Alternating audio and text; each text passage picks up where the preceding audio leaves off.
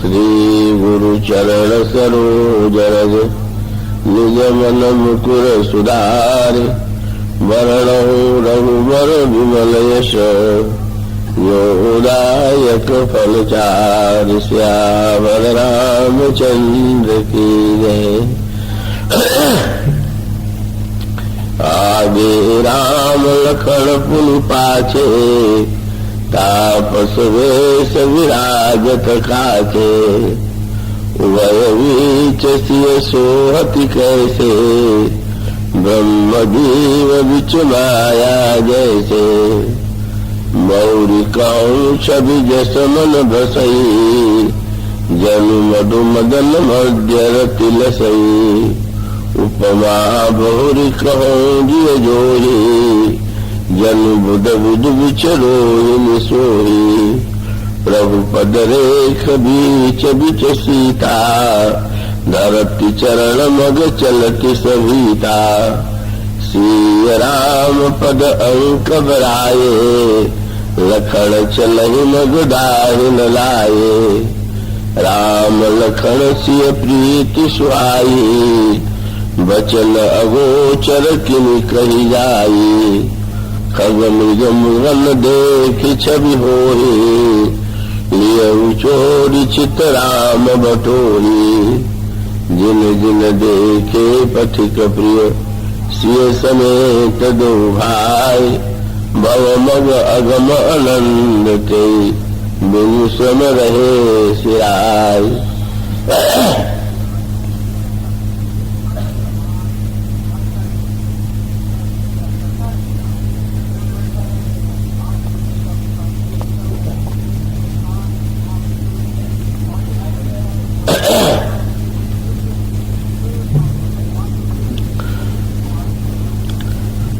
श्री राम कथा रस के पिपास महानुभाव और भक्तिमती देवियों, अभी आपके समक्ष जो पंक्तियां पढ़ी गई हैं उन पंक्तियों में बल पथ में चलते हुए भगवान श्री राम का एक बड़ा ही भावपूर्ण और सांकेतिक चित्र प्रस्तुत किया गया है। चित्रकूट के पथ पर भगवान राम सबसे आगे चल रहे हैं, श्री लक्ष्मण पीछे हैं, जनक नंदिनी सीता बीच में चल रही है। बड़ा ही दिव्य दृश्य है। तीनों के चलने में एक विलक्षण अनोखे क्रम का परिचय मिलता है। भगवान श्री राम आगे चलते हुए भी लौट लौट करके जनक नंदिनी सीता की ओर देख रहे हैं। लक्ष्मण की ओर उनकी दृष्टि जाती है और मंथर गति से वे पग उठाते हुए आगे चल रहे हैं। जनक नंदिनी सीता प्रभु के दो चरण चिन्हों के बीच में अपने चरण रख करके चलते हैं, क्योंकि उन्हें ये भय लगता है कि कहीं उनके चरण रेखाओं के द्वारा प्रभु के चरण रेखाएं न मिट जाए। और लक्ष्मण जी प्रभु और श्री सीता जी की चरण रेखाओं को दाहिने करके चल रहे हैं। इस तरह से ये वन पथ में तीन यात्री चल रहे हैं। मनुष्यों की तो बात क्या है, पशु पक्षी भी इस अनुपम सौंदर्य को देख करके मोहित हो रहे हैं। गोस्वामी जी इन पंक्तियों का वर्णन करने के बाद ये कहते हैं कि जिन लोगों ने वन पथ में चलते हुए भगवान श्री राम का दर्शन किया, वे लोग इस संसार पथ को बड़ी सरलता से पार करने में सक्षम हुए।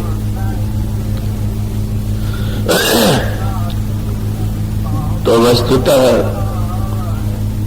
ये वन पथ जो है, वन पथ की यात्रा, ये जीवन पथ पर चलने की कला सिखाने के लिए ही प्रभु के द्वारा की गई। वन पथ पर चलने की इस कला में बड़ा संकेत, बड़े महत्व का संकेत दिया गया। और वो संकेत ये है पथ जो है वन का पथ है।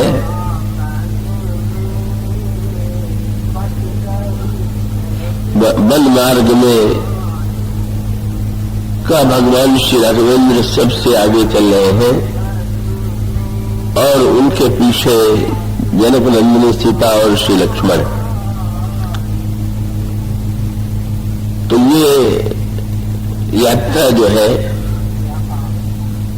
इस यात्रा के क्रम का तात्पर्य क्या? देखिए,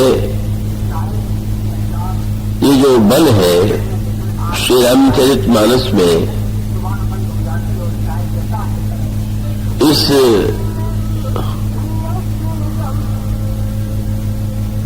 वन पथ में रामचरितमानस में वन को एक विशेष अर्थों में प्रस्तुत किया गया है और एक संकेत सूत्र आपको मिलेगा कि एक महान व्यक्ति ने वन में यात्रा की और वन पथ पर चलने की यात्रा का अंतिम परिणाम हुआ कि वो दशमुख बन गया, और दूसरे महापुरुष ने वन पथ की यात्रा की और वही दशरथ बन गया। इसका अभिप्राय यह है कि वस्तुतः हम सब यात्री हैं और अगर जीवन पथ में चलते हुए हम चाहें तो ये दोनों पक्ष ये बताने के लिए है कि हम चाहें तो ऐसी जीवन पथ में ऐसी पद्धति से चल सकते हैं जिसकी अंतिम परिणति दशमुखत्व के रूप में हो, रावणत्व के रूप में हो, और यही वन पथ ऐसा पथ है कि जहां अगर व्यक्ति सही अर्थों में चलना सीख ले तो वो दशरथ बन जाता है। आप जरा गहराई से विचार करके देखिए कैसे एक व्यक्ति वन पथ में चलता हुआ दशमुख बन जाता है, कैसे दूसरा व्यक्ति वन पथ में चलता हुआ दशरथ बन जाता है। इसके जो संकेत श्री रामचरितमानस में दिए गए हैं वो बड़े ही महत्वपूर्ण और बड़े सांकेतिक, और वो ये है कि रामचरितमानस के प्रारंभ में एक विशेष सूत्र आपके सामने रखा गया का चाहते तो रावण के वर्णन से ही कथा प्रारंभ कर देते,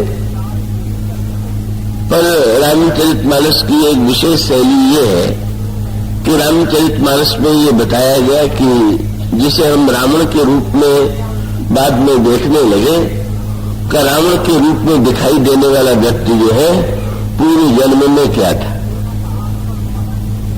और जब ये आप पता, ये यदि आप इस ओर दृष्टि डालेंगे तो आपको स्पष्ट ये पढ़ने को मिलेगा, सुनने को मिलेगा कि या तो ये कई कल्पों की कथा रामायण में आई हुई है और कई कल्पों की कथा में या तो ये कहा गया कि भगवान विष्णु के दो पार्षद थे, जय और विजय, और जय और विजय ही अगले जन्म में रावण और कुंभकर्ण बन गए। या दूसरी कथा ये आती है कि भगवान शंकर के दो गण थे और भगवान शंकर के ये जो दोनों गण थे यही अगले जन्म में रावण और कुंभकर्ण बन गए। या ये कहा गया कि प्रताप भानु नाम का बड़ा धर्मात्मा राजा था और यही प्रताप भानु अगले जन्म में रावण बना। और या ये जो नाम लिए गए इसका मूल तात्पर्य क्या है, इसका मूल अभिप्राय क्या है? मानो बताने का एक प्रश्न बहुधा समाज में और विचारकों के मन में आता है कि ये जो व्यक्ति है ये मूलतः बुरा है कि मूलतः अच्छा है। तो कुछ लोगों की धारणा है कि बुराई तो व्यक्ति का मूल स्वभाव है और उसको बुरे से भला बनाने का प्रयत्न किया जाना चाहिए और प्रयत्न के द्वारा बुरे व्यक्ति को भला बनाया जाता है। और दूसरे पक्ष की मान्यता यह है कि व्यक्ति जो है का मूलतः बुरा नहीं है, वो तो अच्छा है, और केवल परिस्थितियों के कारण या किन्हीं विशेष स्थितियों में कब वो बुरा बन जाता है, और यदि उसे मोड़ा जा सके तो वो पुनः व्यक्ति जो है अच्छा बन सकता है। तो देखें, थोड़ा विषय गंभीर है, बाधा भी यत्किंचित है, पर फिर भी मैं चेष्टा करूंगा और आप एकाग्रता से उसे समझने की चेष्टा करेंगे। ये जो भौतिक विज्ञान है, भौतिक विज्ञान की धारणा ये है कि सृष्टि के मूल में जड़ है, और जड़ धीरे धीरे विकसित होता गया। विकासवाद की जो मान्यता है वो ये है कि सृष्टि में प्रारंभ से जड़ता थी, और जड़ता का धीरे धीरे विकास होते हुए व्यक्ति चेतन होता गया, और चेतन होता हुआ व्यक्ति जो है क्रमशः उन्नति करता जा रहा है। इसलिए भौतिकवाद की धारणा यह है कि सृष्टि में विकास का क्रम चल रहा है। और आध्यात्मिक धारणा क्या है, आध्यात्मिक मान्यता क्या है? का आध्यात्मिक मान्यता यह है कि सृष्टि के मूल में जड़ नहीं है, सृष्टि के मूल में चेतन, सृष्टि के मूल में ईश्वर है। तो स्वाभाविक रूप से जो सृष्टि के मूल में जड़ मानेगा, उसको तो ये मानना ही, वो तो मानेगा ही कि व्यक्ति स्वभावतः अच्छा नहीं है, का उसे तो अच्छा बनाने का प्रयत्न करना चाहिए।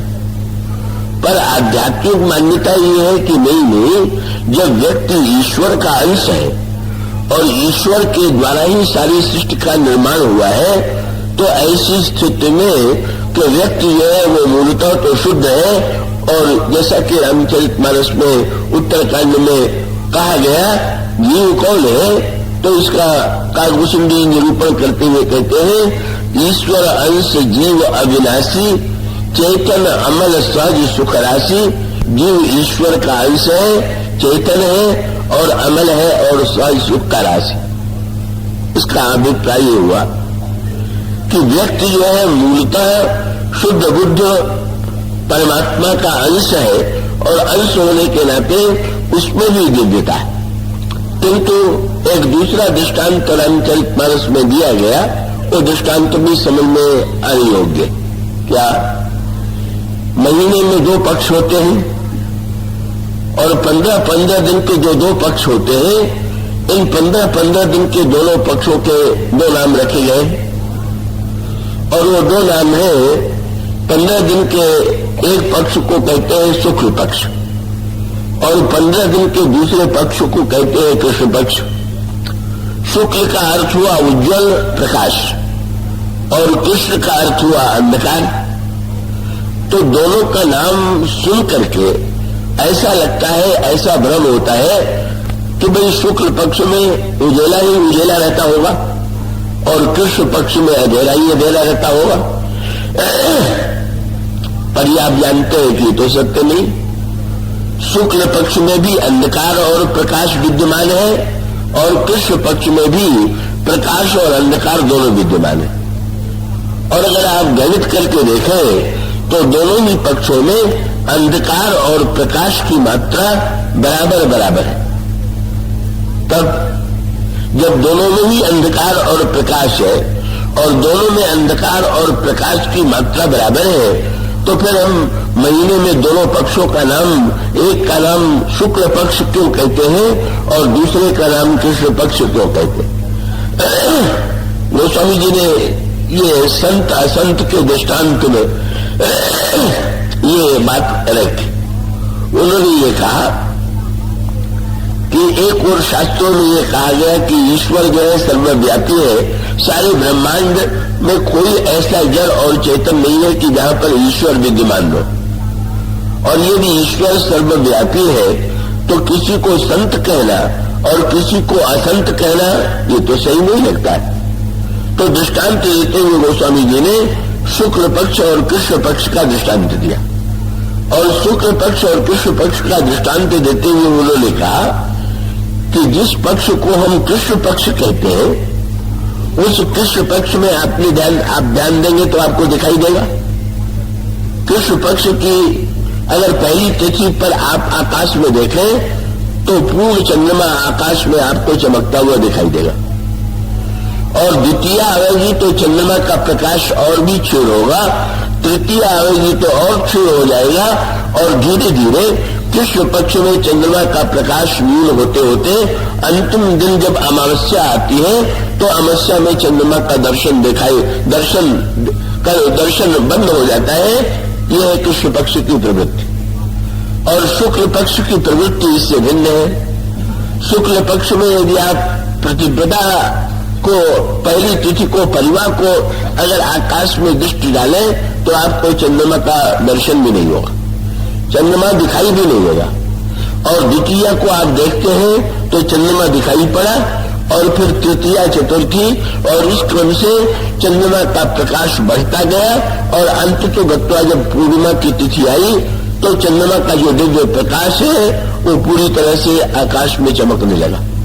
और इसका अभिप्राय ये हुआ कि जहां पर प्रकाश को धीरे धीरे ईश्वर के प्रकाश को अंतर जीवन में होते हुए भी जो अंत तो गत्वा अपने कार्यों के द्वारा अंधकार की दिशा में ले जाता है वही असंत है। और जिसके अंतःकरण में धीरे धीरे साधना के क्रम का विकास होता है, और साधना के क्रम का विकास होने के बाद परिपूर्ण ईश्वर का साक्षात्कार होने लगता है, परिपूर्ण ईश्वर का दर्शन होने लगता है, वही संत है।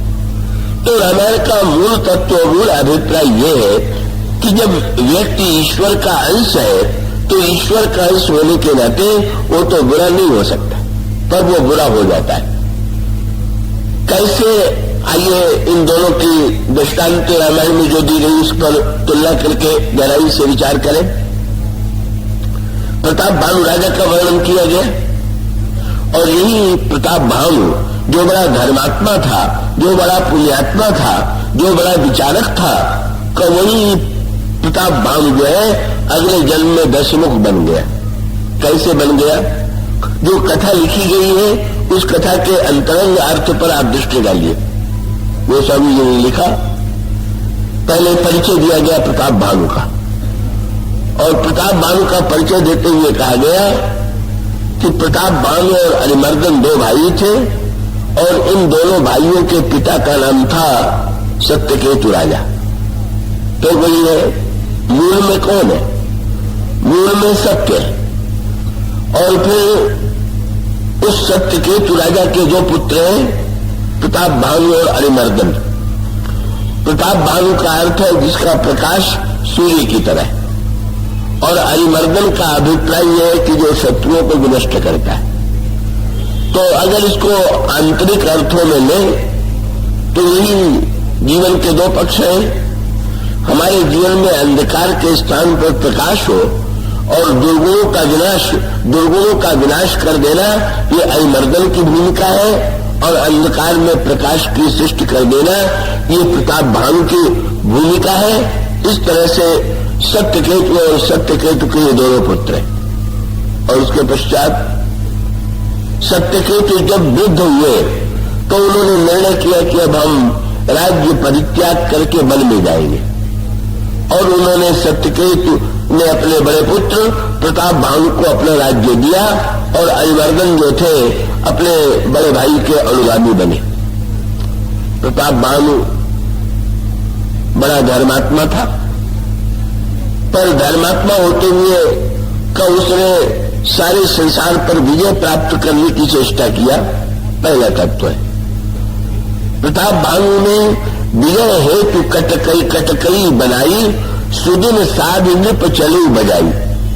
जब प्रताप भानु राजा हुआ तो विजय प्राप्त करने के लिए उसने शुभ मुहूर्त देखा, और शुभ मुहूर्त में विजय प्राप्त करने के लिए उसने यात्रा की। और इसका अभिप्राय क्या हुआ? प्रताप भानु में मूल बुराई कहां से आई? प्रताप भानु के मन में दूसरों को हराने की आकांक्षा उत्पन्न हुई। प्राचीन परंपरा में माना जाता था कि राजा का कर्तव्य है कि वो अन्य राजाओं को परास्त करे, पर आप विचार करके देखिए, ये दूसरे राजा के राज्य पर आक्रमण करके ये हरा देने की जो परंपरा है, क्या ये परंपरा रामायण की दृष्टि से आदर्श परंपरा है क्या? बस यही पर मूलतः अंतर है। और वो अंतर ये है कि जब हम दूसरे को हराने की चेष्टा करेंगे तो क्या होगा? देखिए, दो पक्ष जब लड़ेंगे तो दो पक्षों के लड़ने के बाद एक पक्ष जीतेगा और एक पक्ष हारेगा। पर जीतने और हारने का क्रम समाप्त तो नहीं हो जाता। जीतने के बाद जीतने वाले के अंतःकरण में उसका क्या प्रभाव पड़ता है और हारने के बाद हारने वाले के अंतःकरण में उसका क्या प्रभाव पड़ता है? और उसका उत्तर यही है कि जीतने वाले के मन में गर्व होता है, अभिमान होता है, मैंने दूसरे को हरा दिया, परास्त कर दिया, मैं दे देता हूं।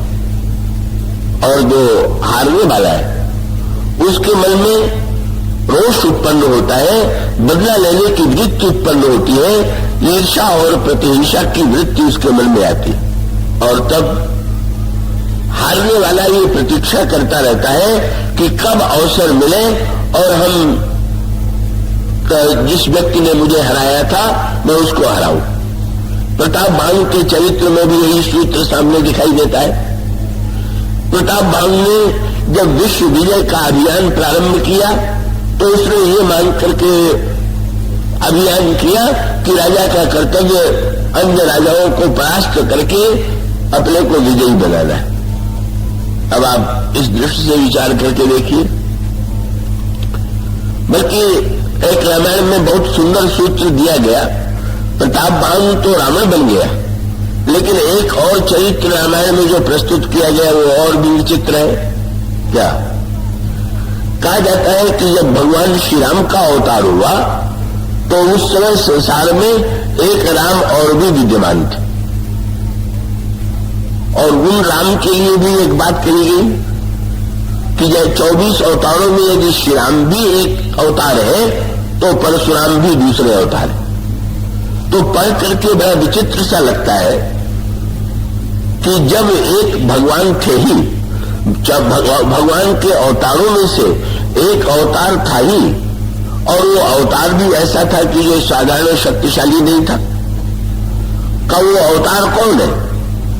रावण को सहस्त्रार्जुन ने हराया और सहस्त्रार्जुन का वध जो है वो परशुराम जी के द्वारा हुआ। तो जो परशुराम जी सहस्त्रार्जुन का वध कर सकते थे तो वो परशुराम जी रावण का भी वध तो कर सकते थे। और सहस्त्रार्जुन का वध करने वाले परशुराम के होते हुए भी भगवान को एक अवतार लेकर के और आना पड़ा, इसका अभिप्राय क्या? मैं आशा करता हूं कि आप गंभीर होते हुए इस विषय को एकाग्रता से सुन रहे होंगे। और उसका उत्तर ये का अगर पौराणिक भाषा में कहें तो उसको यो कहा गया कि परशुराम जी पूर्णावतार नहीं है और श्री राम पूर्णावतार है। परशुराम में अपूर्णता है और श्री राम में पूर्णता।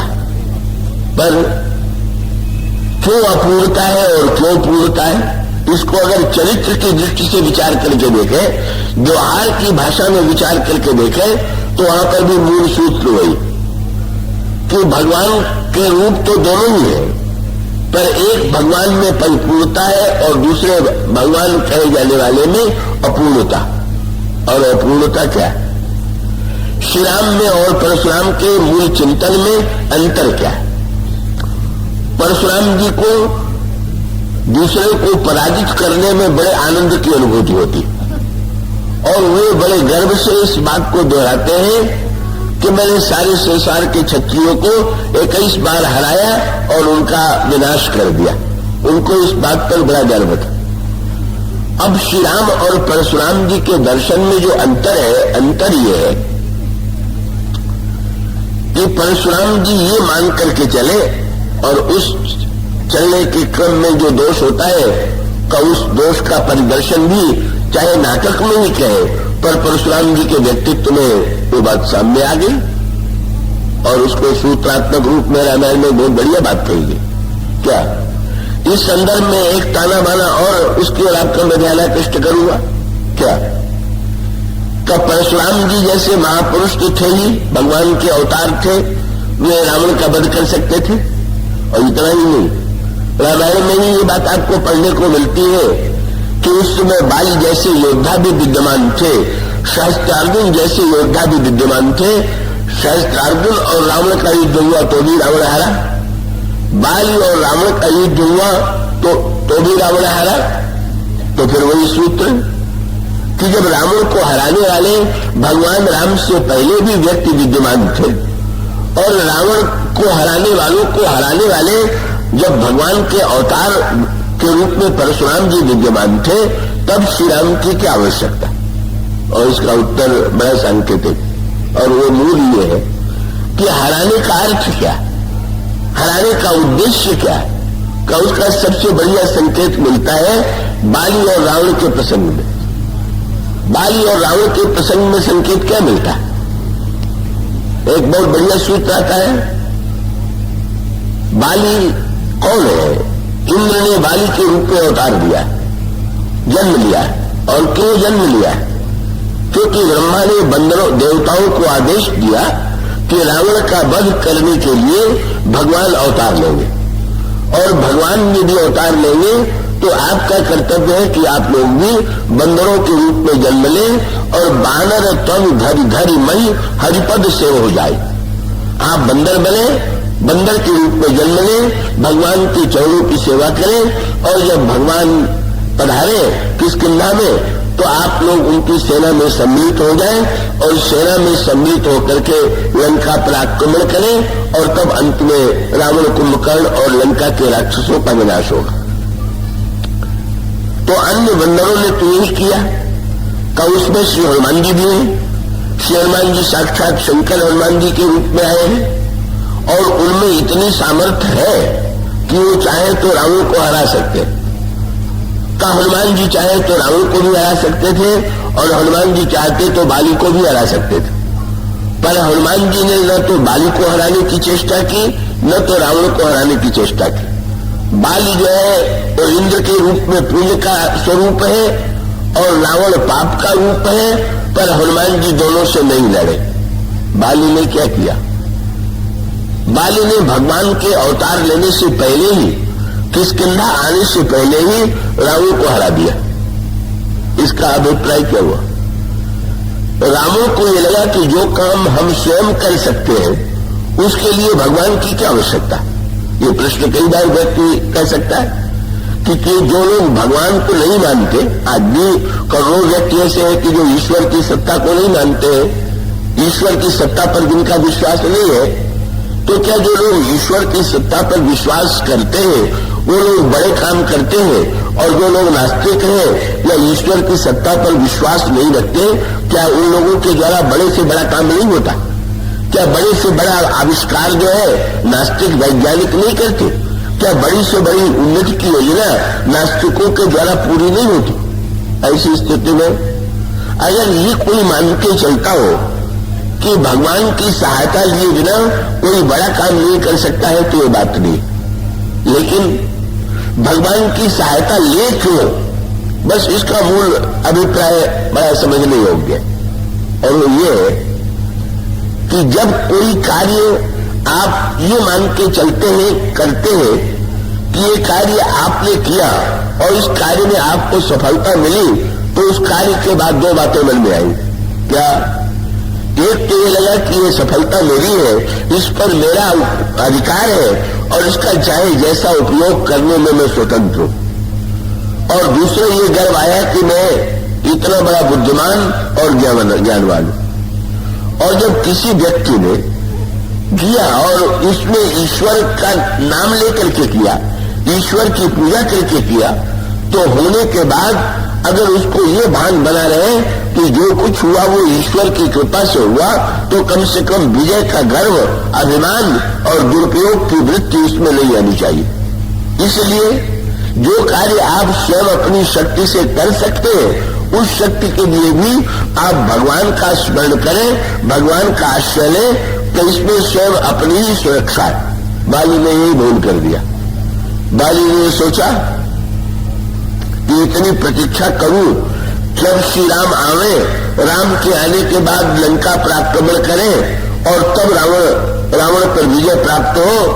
और फिर उसके बल में एक बात और थी, क्या कि यदि श्री राम आए और श्री राम की सेना में सम्मिलित होकर के लंका पर मैंने आक्रमण किया और विजय होगी तो राम की विजय होगी, श्रेय उनको मिलेगा, मेरा नाम कौन देगा। ये अभिमान की वृत्ति जो है कभी कभी व्यक्ति में होती है और यही अभिमान की वृत्ति बाली के जीवन में विद्यमान। लेकिन बाली ने क्या किया, क्या सचमुच वो जीत गया। दो बातें बड़े महत्व का शब्द आता, क्या कि बाली ने रावण को हरा दिया और हराने के बाद उसको बगल में दबा लिया। तो ये दबाना शब्द जो है बड़ा सांकेतिक। क्या रावण ने बाली को दबाया और भगवान राम ने रावण को मिटाया। और उसका अर्थ क्या कि बुराई को दबाना सरल है पर बुराई को मिटाना बड़ा कठिन है। और दबाने में भी आपने ध्यान दिया, क्या कितने दिन के लिए बुराई दबी। रावण को बाली ने कितने दिन के लिए दबाया, 6 महीने के लिए। रावण की आयु कितनी है, लाखों वर्ष।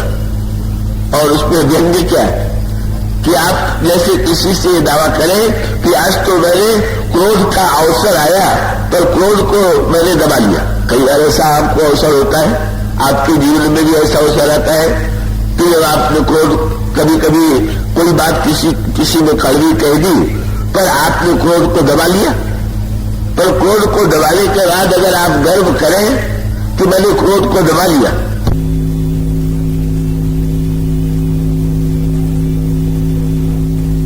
कि मैंने तो आधे घंटे के लिए क्रोध दबा लिया, तो आपकी 100 वर्ष की आयु में आधे घंटे दबा लेने का अर्थ क्या है। रावण को बाली ने 6 महीने के लिए दबा लिया और उसके बाद तो रावण का ही राज्य रहा। इसका अभिप्राय है कि वस्तुतः बुराई मिटाना और बात है, बुराई को दबाना और बात है। और दबाने का मिथ्या गर्व केवल 6 महीने, और वो 6 महीने का भी उपयोग काहे के लिए किया गया। बगल में दबाए भी नहीं रहा, बगल में दबा करके बाली जो है चारों ओर घूम करके क्या कर रहा था। बाली को ये लगा कि कहीं मैं किसी से कहूं कि मैंने रावण को हरा दिया है तो लोग विश्वास न करें, इसलिए बगल में प्रमाण पत्र दबाए हुए घूम घूम करके दिखाता फिर रहा है। मैंने कई लोग ऐसे होते हैं जो अपने सद्गुणों का विज्ञापन बहुत करते हैं, दिखाते बहुत फिरते हैं और बुराई वस्तुतः मिटती नहीं, कहो तो केवल दब जाती।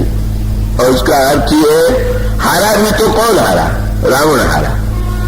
और कितने दिनों के लिए हारा, और अंत में बहुत बढ़िया व्यंग है क्या। जब बाली रावण को लेकर चलने लगा तो आपने बच्चों के खेल में भी एक नियम देखा होगा कि बच्चे जब खेलते हैं तो उसमें पहले तो, आज तो नए नए खेल है, पुराने खेलों में से श्रीमद् भागवत में एक खेल का वर्णन आता है कि जिसमें हारने वाला जो बच्चा है वो जीतने वाले को पीठ पर ढोता था। दामा और श्री कृष्ण के खेल का वर्णन आया। भगवान कृष्ण और अपने मित्र दामा से वो खेलने लगे, खेल में हार गए तो दामा श्री कृष्ण की पीठ पर चढ़ गए और भगवान बड़े प्रेम से दामा को ढोने लगे। को तो उनका ढोना तो स्वाभाविक है का, जब भगवान दामा के सामने हार गए तो इसका अर्थ है कि बस भगवान तो अपने भक्तों के सामने सदा हार ही जाते हैं। और जब भगवान ने दामा को पीठ पर उठा लिया तो इसका अभिप्राय यह है भक्तों का सारा भार जो है वो भगवान ही उठाते। वहां श्री कृष्ण भगवान दामानम पालित का भगवान अद्भुत लीला करते हैं। तो नियम तो ये है, तो बाली ने अगर रावण को हरा दिया होता, हरा दिया और हराने के बाद रावण के पीठ पर बाली सवार हो जाता और कहता कि तू मुझे ढो, तो जीत का कोई आनंद भी था। पर जीता बाली और ढो रहा है रावण को, आनंद तो रावण को ही आ रहा है। चलो बहुत से विमानों में सवारियों में यात्रा किया, जरा इसके बगल में बैठ करके भी यात्रा करने। कभी जो व्यंग्यात्मक चित्र है इसका अभिप्राय है कि कभी कभी तो जो विजेता दिखाई देता है, जीतने वाला दिखाई देता है, वो भी वस्तुतः हारा हुआ होता है। रावण का रावणत्व बाली के जीवन में बैठ गया। मनो इसका सांकेतिक अभिप्राय है, बाल की तरह हरा देने का भी कोई अर्थ नहीं है, केवल व्यक्ति गर्व करता है। और परशुराम जी ने सहस्त्रार्जुन को परास्त कर दिया, और परास्त करने के बाद उन्होंने गर्व किया कि मैंने क्षत्रियों को हरा दिया। लेकिन बड़ा बढ़िया संकेत आया, और संकेत क्या कि भगवान ने एक रूप में परशुराम के रूप में जब जन्म लिया तो ब्राह्मण वर्ण में जन्म लिया, और श्री राम के रूप में जब उन्होंने जन्म लिया तो क्षत्रिय वर्ण में लिया। पर दोनों के मूल दर्शन में अंतर यह है, सबने ये विश्वास किया कि दूसरे को हराना ही समस्या का समाधान है। और भगवान राम के चरित्र का दर्शन है कि जब तक सब लोग नहीं जीतेंगे, बस सबको जिताना है, कि जहां पर दूसरे हराने लड़ने का भी उद्देश्य का हराना न होकर के जिताना है। का भगवान श्री राम ने जो राम राज्य की स्थापना किया, क्या किया उन्होंने हराया कि जिताया? वैसे तो आप कहने की भाषा में कहेंगे कि उन्होंने रावण को हराया, पर गहराई से विचार करके देखे तो उन्होंने तो संसार में किसी व्यक्ति को हराया ही नहीं। यहां तक संकेत स्वीत करता है, जब परशुराम जी और भगवान श्री राघवेंद्र धनुष टूटने के बाद आमने सामने दिखाई पड़े, तो परशुराम जी को जब ये पता चला कि धनुष तो श्री राम के द्वारा टूटा है, परशुराम जी बड़े क्रोध में आए और उन्होंने श्री राम से कहा कि तुम मुझसे युद्ध करो। भगवान श्री राम ने पूछा कि महाराज, अगर मैं युद्ध न करना चाहूं तो आप क्या कोई उपाय ये है कि जिससे युद्ध करने की आवश्यकता न हो? परशुराम जी ने कहा एक उपाय। क्या? करी परुतोष मोर संग्रामा, नाही कि छाणु कहाऊ बरामा। तुम लड़ करके या तो युद्ध में मुझे संतुष्ट करो, या तो तुमने जो अपना राम नाम रख लिया है कि ये राम नाम जो है तुम वापस ले लो, तुम आज से अपने को राम कह करके मत पुकारो। और परशुराम जी ने भी कह दिया, तुम जानते हो मेरा परिचय क्या है? बाल ब्रह्मचारी अति कोही, विश्व विदित क्षत्रिय कुलद्रोही। मैं बाल ब्रह्मचारी हूं और स्वभाव से ही क्रोधी हूं, और संसार में क्षत्रिय जातियों से क्षत्रियों का मैं पक्का विरोधी हूं। अब आप सोचिए, भगवान राम के स्थान पर अगर कोई दूसरा व्यक्ति होता तो क्या उत्तर देता? आज अगर कोई व्यक्ति उत्तर देगा तो क्या उत्तर? कब भीष्म परशुराम जी के शिष्य थे, परशुराम जी से उन्होंने शस्त्र विद्या सीखी, पर शस्त्र विद्या सीखने के पश्चात का परशुराम जी भीष्म जी से एक अटपटा कार्य हुआ। उन्होंने काशीराज की 3 कन्याओं का हरण किया, और तीनों का हरण करने के पश्चात 2 कन्याओं का विवाह तो उनके 2 भाइयों से हुआ, और एक कन्या का विवाह जो था उस कन्या ने ये कहा कि आप मुझसे विवाह कीजिए। भीष्म ने कहा मैं विवाह न करने का व्रत ले चुका हूं। कन्या ने जाकर के परशुराम जी के सामने उलाहना दिया, आपके शिष्य भीष्म ने मेरे प्रति बड़ा अन्याय किया और वो मेरा हरण करके ले आए और विवाह करने के लिए प्रस्तुत नहीं। परशुराम जी आए और भीष्म से उन्होंने कहा कि मैं तुम्हें आज्ञा देता हूं कि तुम इस कन्या से विवाह करो, तुमने अन्याय किया है। अगर तुम्हें विवाह नहीं करना था तो इस कन्या का हरण करके ले आने की कोई आवश्यकता नहीं थी, तुम क्यों हरण करके ले आए? परशुराम जी ने कहा, भीष्म ने कहा, मैं पिता को वचन दे चुका हूं, मैं तो विवाह नहीं करूं। परशुराम जी ने कहा, मैं गुरु के रूप में आज्ञा देता हूं, पिता की अपेक्षा गुरु का महत्व अधिक है, तुम मेरी आज्ञा का पालन करो, विवाह करो। नहीं माने, दोनों गुरु चले शस्त्र लेकर के लड़ने के लिए प्रस्तुत हो गए। एक ब्राह्मण एक क्षत्रिय, दोनों युद्ध कर रहे। 28 दिन तक युद्ध चला और दोनों समान योद्धा, सारे शस्त्र का ज्ञान तो परशुराम जी भीष्म को करा ही चुके थे। अंतिम दिन जो है दोनों ने ब्रह्मास्त्र जो है चढ़ा दिया और संसार ब्रह्मास्त्र की ज्वाला से जलने लगा। और तब देवता मुनि आकर के दोनों से प्रार्थना करने लगे, संसार को बचाने के लिए आप लोग अपने शस्त्रों को वापस ले लीजिए। लेकिन वहां पर भी भीष्म की अकड़ बनी रही। भीष्म ने कहा ब्रह्मास्त्र में वापस करूंगा, लेकिन पहले परशुराम जी को वापस लेना हो। क्यों? आप पहले वापस ले लीजिए, आप तो चले हैं, ये गुरु है। ऐसी स्थिति में गुरु के सामने अस्त्र वापस ले लेने में क्या आपत्ति है? भीष्म ने कहा नहीं, मैं क्षत्रिय हूं, मैं शस्त्र का त्याग पहले नहीं करूंगा। ये ब्राह्मण ही छोड़ दे तो उनके लिए कोई आपत्ति की बात नहीं। आप सोचिए, एक भीष्म और परशुराम के रूप में ब्राह्मण क्षत्रिय का संवाद है, और दूसरे श्री राम और परशुराम के रूप में क्षत्रिय ब्राह्मण का संवाद है। का भगवान श्री राम परशुराम जी से जब सुनते हैं कि मैं तो क्षत्रियों का विरोधी हूं, तो भगवान श्री राम भी नहीं कहते कि मैं क्षत्रिय हूं। भगवान राम कहते हैं महाराज, आप अगर ब्राह्मण हैं और मैं क्षत्रिय हूं तो हमारा आपका नाता तो बहुत ही बढ़िया। तो भगवान ने कहा, हम ही तुम्हें सरबरी कसना था, कहूं न कहा चरण कह माथा। महाराज, ब्राह्मणों के चरणों में क्षत्रिय प्रणाम करता है। झगड़ा तो तब हो जब दो सिर टकराए या दो पैर टकराए। जब आपके चरण पर मेरा सिर है तो हमारे आपके बीच में तो कोई झगड़ा ही नहीं। परशुराम जी ने कहा, परशुराम जी को चिंता क्या है कि नहीं, ये दूसरा राम कहां से आ गया? और आप पढ़ते हैं ना, भगवान राम ने अंत में रावण को भी राम बना दिया। क्यों? रावण का सिर कटा, पर रावण का सिर कटने के बाद रावण का तेज निकला, और रावण का तेज निकल करके भगवान में समा गया। इसका अर्थ क्या? रावण भी श्री राम के रूप में श्री राम से एकाकार हो गया। राम ने सारे संसार को, अच्छे लोगों को तो वे राम बनाते ही है, सब में राम तो दिखाई देते ही है, पर रावण को भी राम बना देते। और परशुराम जी में ये वृत्ति आ गई है कि मुझे छोड़ करके दूसरा राम नाम वाला नहीं होना चाहिए। परिणाम क्या हुआ? क्या सुंदर उत्तर! भगवान राम ने नहीं कहा भीष्म की तरह कि मैं क्षत्रिय हूं, कैसे हारूं। भगवान राम ने कहा, महाराज, अगर नाम का झगड़ा हो तो नाम राम मात्र लघु नाम हमारा, मेरा तो छोटा सा राम नाम है, और परशु सही तो बड़ा नाम तुम्हारा। आपका कितना बड़ा नाम है परशुराम, भला हम ही तुम्हें सरबरी कसना था, कहूं न कहा चरण कह माथा। राम मात्र लघु नाम हमारा, परशु सही तो बड़ा नाम तुम्हारा।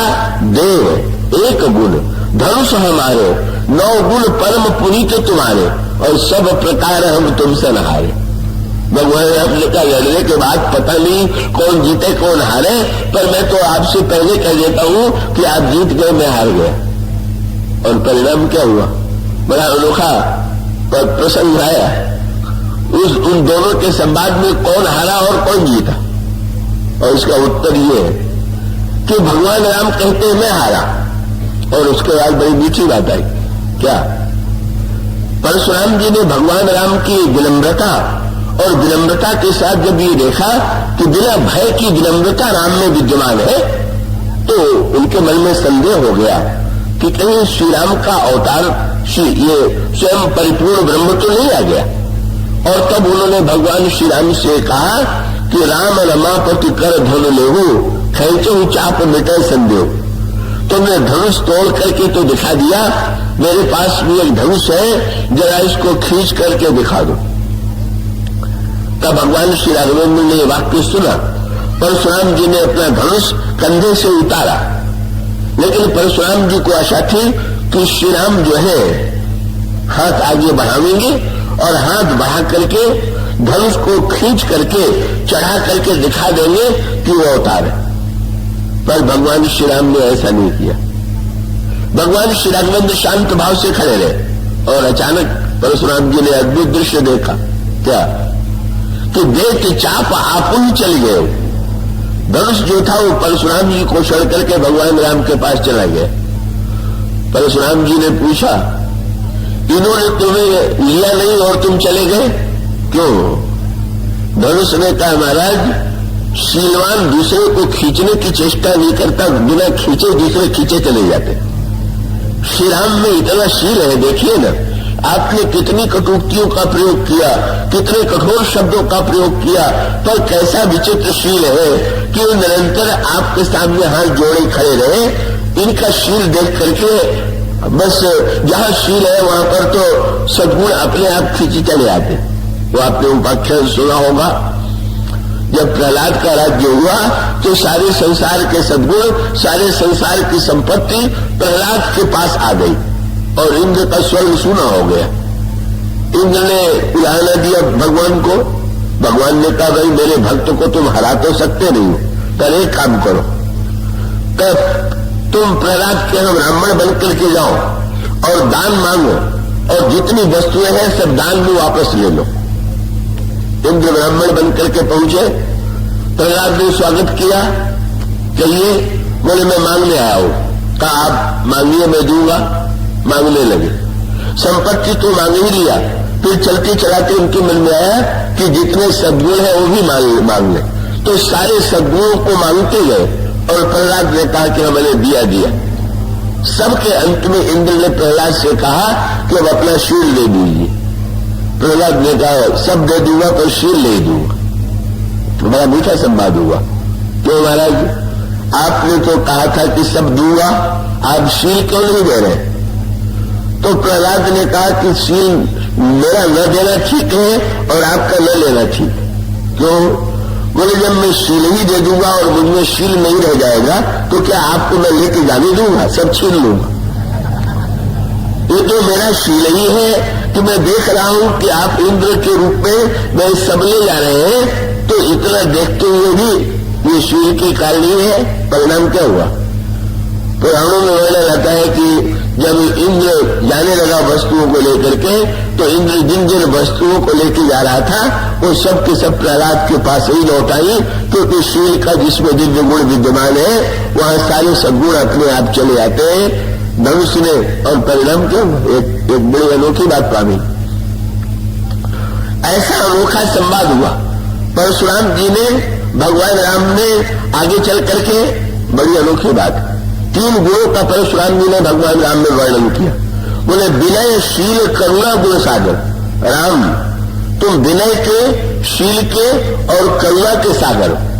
और कितना बड़ा प्रभाव आपने देखा। प्रभाव ये है कि ये तीनों श्री राम का गुण देख करके परशुराम जी में इतनी विनय, शील और करुणा आ गई। ये अद्भुत प्रभाव। तीनों जो गुण थे श्री राम के, तीनों की तीनों परशुराम में आ गए। करुणा तो ऐसी आ गई कि आए थे तो उनकी भाषा यही थी कि उलटो मही जहां लगी तो राजू, जनक तेरा जहां तक राज्य है मैं उलट दूंगा। और एक ही बात कह रहे थे कि धनुष तोड़ने वाला अलग खड़ा हो जाए, नहीं तो मैं सबका सिर काट लूंगा। पर इतनी करुणा आई कि उन्होंने शस्त्र उठाना तो दूर रहा, शस्त्र का परित्याग करके चले गए। और शील और विनय इतना परशुराम जी में आ गया कि ये नहीं अनुभव हुआ कि मैं हार गया। बस आप कल्पना कीजिए, श्री राम ने अगर परशुराम जी को हराने की चेष्टा की होती तो परशुराम जी यदि हार भी जाते तो हारने के बाद परशुराम जी के मन में रोष और ग्लानि या क्रोध का उदय होता। लेकिन श्री राम ने जब परशुराम के सामने हारने की चेष्टा की, शील का परिचय मिला, विनय का परिचय मिला, तो परशुराम जी में कितना शील और कितना विनय आ गया। गोस्वामी जी कहते हैं जब धनुष चला गया तो परशुराम बड़े प्रसन्न। किसी ने परशुराम जी से पूछा, महाराज हारने पर तो व्यक्ति को क्रोध आता है, ये आप धनुष के चले जाने पर इतने प्रसन्न क्यों? परशुराम जी ने कहा, भाई अगर कंधे पर बहुत दूर से कोई बोझ हो और नया बोझ ढोने वाला मिल जाए तो बोझ उठाने उतारने में किसको प्रसन्नता नहीं होती। बहुत दिन मैंने धनुष का बोझ ढोया, अब धनुष का सदुपयोग करने वाला अवतार हो गया, मैं बोझ से हल्का हो गया। और कितना विनय और कितना शील एक क्षत्रिय कुमार के सामने जो बहुत छोटी अवस्था का है और जिन्होंने जीवन भर क्षत्रियों का विरोध किया, भगवान राम के सामने परशुराम जी जाना राम प्रभाव तब पुलक प्रफुल्लित गात जो रूपाणी बोले बचन प्रीत ने हृदय समाज। और शब्द क्या था? बोले जय रघुवंश बनज बन भानु। बहुत बढ़िया बात। क्या एक जय पराजय हुआ है कि ये दोनों कहे कि मैं जीतूंगा, और एक जय ऐसी है श्री राम कहते हैं परशुराम जी की जय और परशुराम जी कहते हैं राम की जय, दोनों एक दूसरे की जय। जय रघुवंश बलज बन भानु, और इस प्रकार से एक अनोखा दर्शन सामने आया। परशुराम जी ने मानो इस बात का, इस सत्य का अनुभव किया कि जहां पर जय के लिए प्रयत्न किया जाएगा वहां पर समस्या का समाधान नहीं होगा। तो वस्तुतः अगर जय होनी चाहिए तो जय हम प्रयत्न ये करें कि संसार में प्रत्येक व्यक्ति की जीत हो, कोई व्यक्ति न हारे, कोई परास्त न हो, किसी में प्रतिहिंसा की वृत्ति न आवे। प्रताप भानु के चरित्र का जो सबसे बड़ा दुर्भाग्यपूर्ण पक्ष था, जिसने प्रताप भानु को अंत में रावण बना दिया, उसमें पक्ष यही था कि सारे संसार के राजाओं को हराने के का गर्व या महत्वाकांक्षा प्रताप भानु के मन में उत्पन्न हुई और वो सेना लेकर के चला, मुहूर्त देख करके चला, सारे संसार के राजाओं को हरा दिया, बड़ा गर्व हुआ। पर ये जीत उसको कितनी महंगी पड़ी। अगर उसने विजय यात्रा न की होती, सबको न हराया होता तो रावण न बनता। क्यों बनना पड़ा? इन हारे हुए व्यक्तियों में से अन्य जो हारे हुए राजा थे, उन्होंने तो प्रताप भानु की अधीनता स्वीकार कर लिया कि हम आपके सामने, हम आपके छोटे सेवक के रूप में राजा बने रहेंगे, आप मेरी सेवा स्वीकार करें। पर एक छोटे से देश का जो राजा था वो बड़ा अहंकारी स्वभाव का था। एक अहंकारी प्रताप भानु तो दूसरा अहंकारी वो राजा था। उससे मंत्रियों ने कहा कि प्रताप भानु से समझौता कर लीजिए। उस राजा ने ये कहा कि बिल्कुल नहीं, मैं समझौता नहीं करूंगा। तो जब आप लड़ाई में हारेंगे तो आप क्या करेंगे? मैं राज्य छोड़ करके चला जाऊंगा पर समझौता नहीं करूंगा। महाराज क्या फायदा, क्या लाभ है? हार करके राज्य छोड़ करके जाने में क्या रखा हुआ? याद रखिए, मंत्रियों ने कहा महाराज प्रताप भानु है, सूर्य के समान उनका प्रताप है, उसके सामने कौन टिकेगा? उस राजा ने हंस करके कहा प्रताप भानु है तभी तो मैं निश्चिंत हूं। क्यों? बोले सूर्य केवल निकलते ही थोड़ी है, डूबता भी तो है। तो प्रताप भानु निकलेगा, निकला है तो डूबेगा भी। मेरे पास समय बहुत है, मैं प्रतीक्षा करूंगा और जब सूर्यास्त होगा। और गोस्वामी ने बड़ी साहित्यिक भाषा में लिखा, वन में जब प्रताप भानु की और उस राजा की जो कपट बुरी के देश में बैठा हुआ था भेंट हुई, उसमें सूर्य डूबने वाला था। ऐसे समय में उधर सूर्यास्त हो रहा था, यहाँ प्रताप भानु ने कपट मुनि बने हुए राजा के चरणों में जो ही प्रणाम किया, बस मुस्कुराया राजा। और गोस्वामी जी का साहित्य तो अनोखा ही है। गोस्वामी जी कहते हैं आसन दीना अस्तर भी जानी, आसन दिया सूर्य को डूबता देख करके, और ये कहा कि बहुत बढ़िया समय में आए। उन्होंने समझा शायद कोई बढ़िया मुहूर्त होगा। कपूर मुनि का तात्पर्य उधर भी डूब रहा है सूर्य, तुम भी डूबने ही वाले हो। इसलिए परिणाम क्या हुआ? मानो एक महत्वाकांक्षा उस, और वो बल में भटकता है, और बल में कैसे भटकता है और कैसे भटक करके रावण हो जाता है, इसका परिचय मिलेगा आपको प्रताप भानु के चरित्र में। मानो भगवान श्री राघवेंद्र के बल पथ की जो यात्रा है वो ये बताने के लिए है कि हम कैसे सही सही चले, कि हम दशरथ बने, हम दशमुख न बने। का कैसे मनु वन में गए और वन में जाकर के दशरथ बन करके उन्होंने राम को पाया। वस्तुतः इन जीवन यात्रा का जो सूत्र है भगवान राम की यात्रा में आपके सामने गोस्वामी जी ने प्रस्तुत किया है। इसकी चर्चा अगले दिनों हम करेंगे। आज इतना ही। बोलो श्याम।